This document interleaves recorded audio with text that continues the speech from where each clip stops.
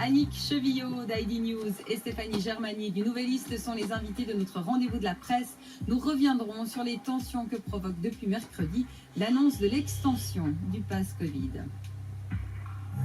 Les entreprises suisses auront le choix dès lundi de recourir à l'exigence d'un certificat Covid pour leurs employés. Ce nouvel outil facultatif pourrait permettre d'alléger les mesures de protection sur les lieux de travail. À ce stade pourtant, cette possibilité rencontre assez peu de succès. Le point avec Christine Brunner et Pascal Janra. Toutes et tous vaccinés, guéris ou testés dans les entreprises. Promesse d'une plus grande liberté au travail, les syndicats tempèrent. À la base, Travail Suisse est sceptique face à l'exigence du certificat Covid. Nous ne sommes pas sûrs qu'elle soit nécessaire pour la lutte actuelle contre la pandémie. Au contraire, en assouplissant les mesures de protection, on pourrait arriver à l'effet inverse, soit une moins bonne protection des employés sur leur lieu de travail.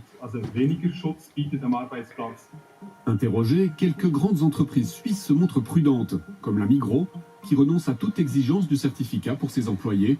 Avec ces mesures de protection en vigueur, le grand distributeur n'a constaté aucune hausse des cas d'infection.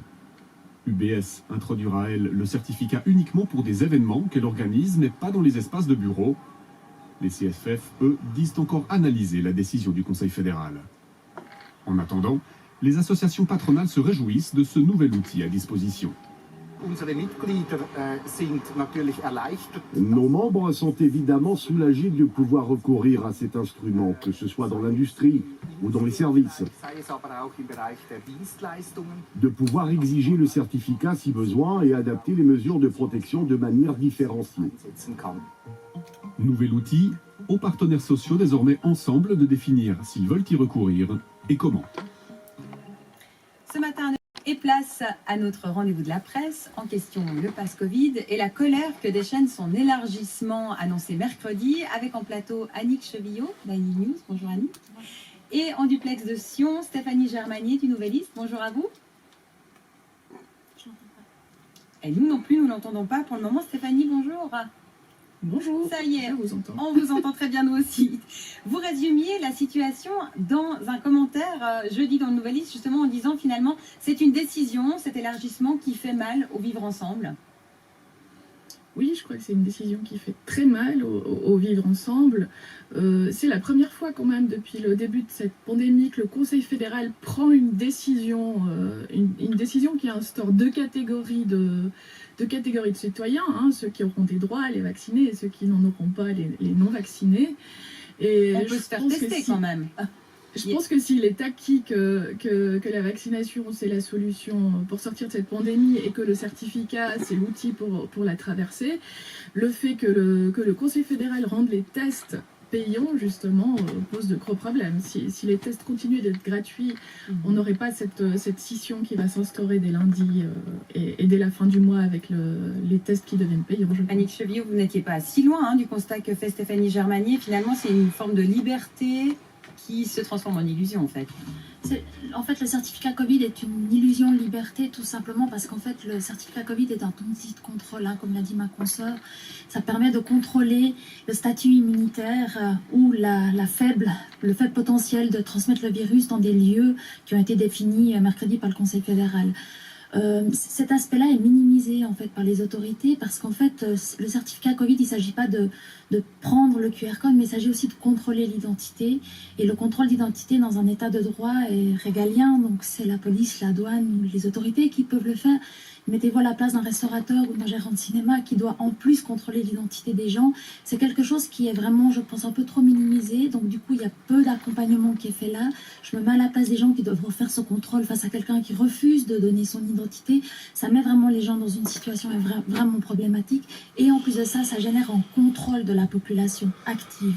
Qui n'était pas si différent au moment où il fallait tracer les gens. Alors on n'était pas obligé de prendre les adresses et les numéros de téléphone de tout le monde. Mais en tout cas, Alain Berset le répétait en conférence de presse mercredi, je n'ai pas d'alternative. Finalement, il n'y a pas d'autre possibilité. Ou alors oui, se confiner, Stéphanie Germani. Qu'est-ce que vous répondez à ça? Je peux que lui répondre qu'il a raison sur ce point-là.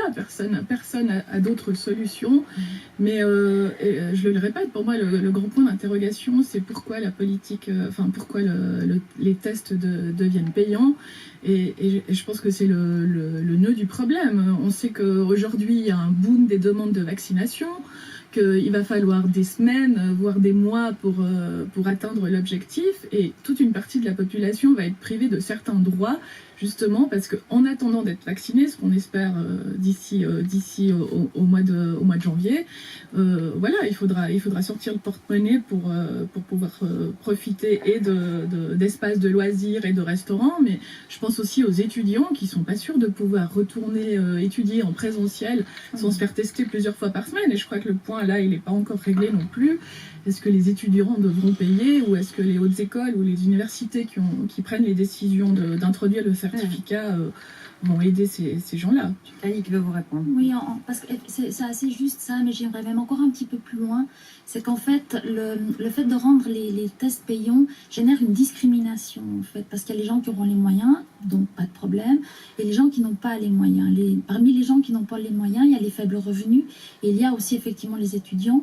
Et ce point-là est pour moi également minimisé, en fait. Et là, l'accompagnement est vraiment nécessaire pour pouvoir laisser le vrai libre choix aux gens de se faire vacciner ou pas. Ceux qui sont guéris, la question ne se pose pas puisqu'ils ont été infectés, ils ont eu la maladie ou pas, mais ils ont été infectés, donc ils ont des anticorps.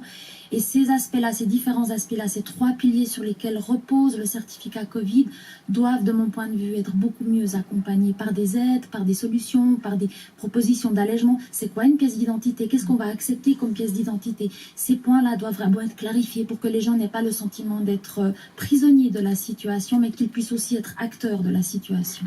Alors, en même temps, on le voit, ça a un effet direct sur les demandes, vous le disiez Stéphanie, sur les demandes de vaccination, les gens s'inscrivent, vont se faire vacciner. C'est aussi une partie de la stratégie. Est-ce que vous pensez que c'est pour ça aussi qu'on ne rend pas les tests gratuits ?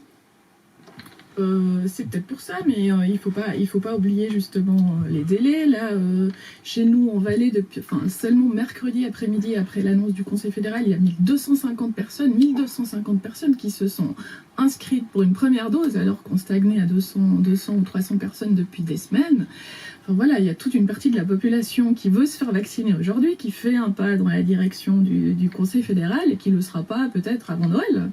Donc d'ici là, ça va quand même être compliqué de vivre ensemble, surtout que dès lundi, les vaccinés et les non-vaccinés qui cohabitent déjà difficilement aujourd'hui ne pourront plus échanger et se verront vraiment plus, se rencontreront plus. Il y a aussi une tension qui est déjà exacerbée depuis le début de cette pandémie, mais là, ça rajoute de l'huile sur le feu, finalement. Oui, clairement, ça rajoute de l'huile sur le feu, d'autant plus que, on le sait tous, le 28 novembre, on va devoir voter sur le certificat Covid, notamment sur les aspects de la loi Covid. Ça met clairement de l'huile sur le feu, ça répond aussi à un agenda politique pour les opposants, puisqu'il y a justement cette votation. Moi, je suis d'une certaine manière assez contente qu'il y ait cette votation, parce qu'on va pouvoir enfin avoir ce débat populaire sur le certificat Covid qui n'a pas eu lieu. Il y a eu un débat démocratique, puisque nos élus au Parlement fédéral ont pu s'exprimer sur ça, donc il y a eu un débat démocratique, mais il n'y a pas eu de débat populaire, si ce n'est le constat que les camps se radicalisent, on va dire ça comme ça, en tout cas dans leurs propos puis dans leurs positions, et ça c'est vraiment nécessaire. Moi, ce que je voulais répondre, encore une dernière chose, un dernier point, c'est qu'en fait, il ne faut pas forcément associer le certificat Covid et la vaccination, même si c'est un effet secondaire du certificat de Covid, mais en fait le certificat Covid est vraiment un outil présenté par les autorités comme permettant de diminuer le nombre de personnes aux soins intensifs. On verra dans quelques semaines si c'est vraiment le cas. Effectivement, il nous faut quelques semaines pour savoir. Merci en tout cas à toutes les deux d'être venues aujourd'hui en débattre. Stéphanie Germanier, on vous lit dans le Nouvelliste où vous êtes co-rédactrice en chef, rédactrice